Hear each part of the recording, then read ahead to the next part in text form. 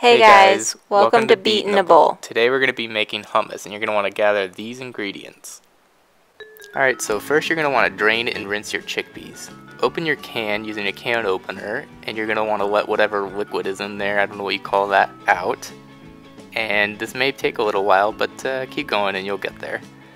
Next you're going to want to put those chickpeas into a bowl and run some water over it and cover entirely so that you can get a good rinse on them.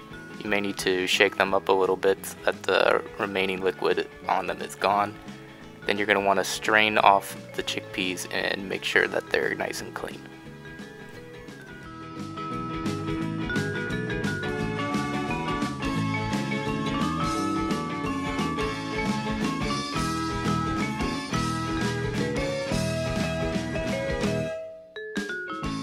So next you're going to want to juice a lemon, and it may take more than one lemon as we found out because we were trying to obtain 3 tablespoons of lemon juice here. Pro tip, roll your lemon out to help release some of the juices when you go to juice it. And also try not to do it while you're holding a knife because that's probably not safe.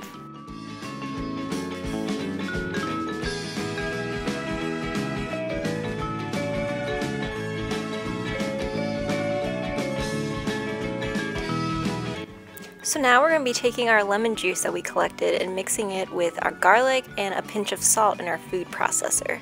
We used pre-minced garlic that came from the grocery store, and this ended up translating to about a half a teaspoon of the garlic into the processor. Once this is complete, we're going to put the lid on the food processor and process it on high for about a minute or so until everything's combined.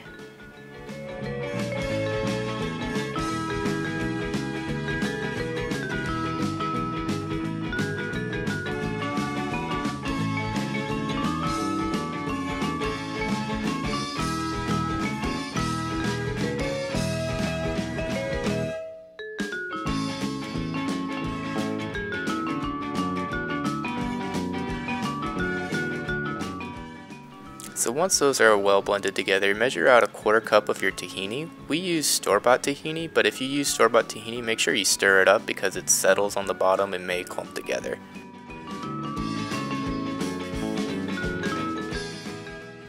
Once your tahini's all in, make sure you put the lid back on before you process it on high for 1 minute, and then make sure it's well combined together before you finish that 1 minute. Once your minute is up, you're going to clean down the sides of the bowl and you're going to continue to process the tahini for another minute.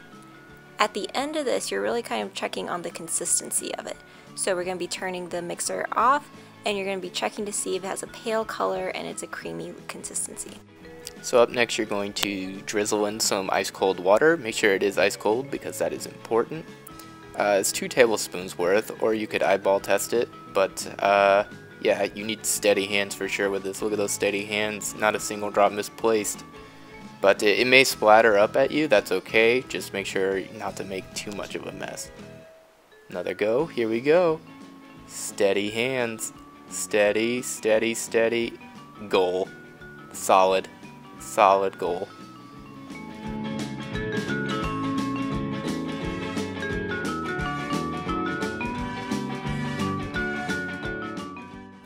At this point, after it's all mixed together, you're going to want to look for a consistency that's smooth and sort of pale. Once the tahini's been processed, you're going to be scraping down the sides of the bowl so everything's mixed together and adding in half of your chickpeas. At this point, you only want to make sure it's half. We're going to be adding the others later so you can set the bowl down and then put the lid back on the food processor. We're going to be processing on high for about a minute or so until everything's nice and combined.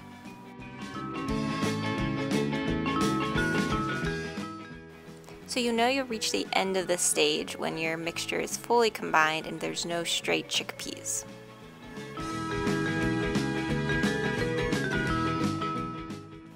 Once you're pleased with the consistency, you're going to throw in the rest of the chickpeas into the mixture. Once they're in, you're going to be putting the lid back on the food processor and continue to process on high for another minute or so until everything's combined. It may take a little longer or shorter depending on the consistency that you want and how your mixture is looking.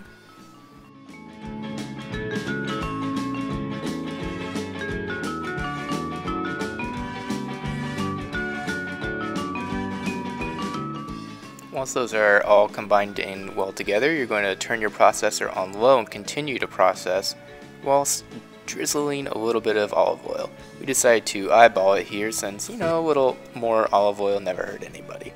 But you're going to want to continue to do this until your flavors are balanced out as well as the consistency is balanced out by the olive oil.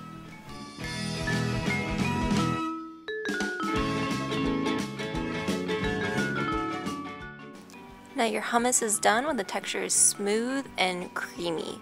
At this point you can turn the processor off, take a look at it, and then begin to start to plate it. For us, what we normally pair it with is some pita chips, but you could also do some vegetables such as carrots, celery, or bell peppers, and then you can sprinkle over some paprika on your hummus to give it a little color as well. So if you're looking for a little more flavor in your hummus, try what we call golden hummus. You're going to take 1 teaspoon of cumin and 1 teaspoon of turmeric and blend that real well. Make sure to measure these out, as it can be a little overpowering if you put too much and a little underseasoned if you don't put enough. Continue to process this for a little bit until the spices are well mixed into the hummus, as well as the color starts to balance out to a nice golden color.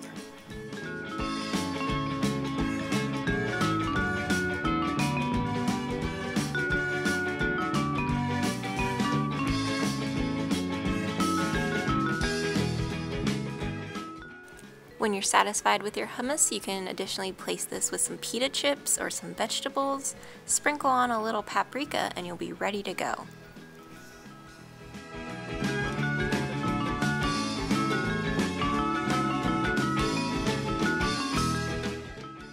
We hope you like this recipe. Be sure to like our video and subscribe to our channel, Beat in a Bowl.